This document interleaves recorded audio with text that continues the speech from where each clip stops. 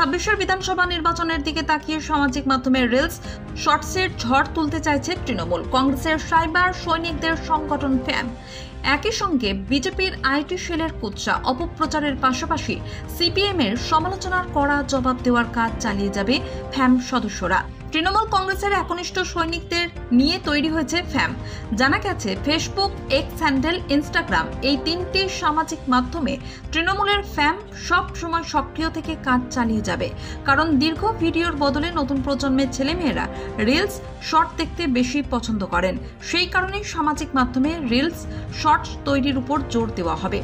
বৃহস্পতিবার আউশগ্রাম বিধানসভার ফ্যাম কমিউনিটির নবনিযুক্ত পদাধিকারীদের গেরাইয়ে সম্বর্ধনা দেওয়া হলো।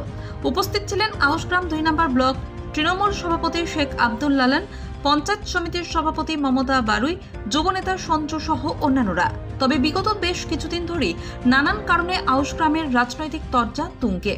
ঠিক এই পরিস্থিতির মধ্যে আউশগ্রাম বিধানসভার ফ্যাম কমিটির ঘোষণা যথেষ্ট তাৎপর্যপূর্ণ। আর তার থেকেও তাৎপর্যপূর্ণ হলো ফ্যাম কমিটি ঘোষণার পরের দিনই অধিকাংশ সদস্যই আউশগ্রাম 2 নম্বর ব্লক তৃণমূল কংগ্রেস সভাপতি শেখ আব্দুল লালনের ডাকে গেরাই গ্রামে সম্বর্ধনা মঞ্চে হাজির হওয়া। জানা গিয়েছে আউশগ্রাম বিধানসভার ফ্যাম কমিটির প্রেসিডেন্ট নির্বাচিত হয়েছেন অমরপুর এলাকার বাসিন্দা সুমন্ত ঘোষ। ইয়াং জেনারেশন এগিয়ে এসেছে যে বিজেপির জামানা জব্দ করার জন্য ইয়াং জেনারেশনও এখানে আছে, আমার মহিলারাও এখানে আছে, আমার কৃষক আছে, ক্ষেত মজুর আছে, সার্ভিসম্যানরাও এখানে সঙ্গ দিচ্ছে। এখানে যেটা যা অসুবিধা হবে সবটার সঙ্গে আমরা সামিল হব। ইয়াং ছেলে ওনাদের যেটা যা প্রয়োজন হবে আমরা ওনাদের সর্বভাবে সর্বকিছু দিয়ে ওনাদের সাহায্য করব।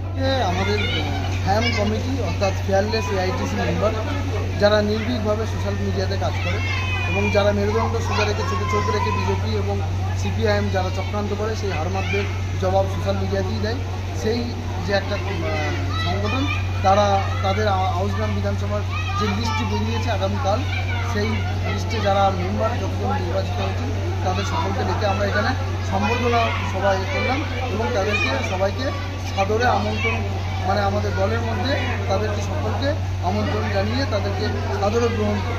এমনি সোশ্যাল মিডিয়ার যুগ, সোশ্যাল মিডিয়াতে ম্যাক্সিমাম কাজটাই কম্পিউটার এবং মোবাইল নিয়ে কাজ, সেহেতু যে সমস্ত ছেলেগুলি সদ্য কলেজ পাস আউট বা কলেজ থেকে বেরিয়েছে, যাদের হাতে মোবাইল আছে, যারা ল্যাপটপ নিয়ে কাজ করতে পারে এবং যারা এলাকায় ঘুরে বেরিয়ে সোশ্যাল মিডিয়ার কাজটা করতে পারবে, সেই হিসাবেই তাদেরকে বাঁচা হয়েছে বলে আমার মনে হয়।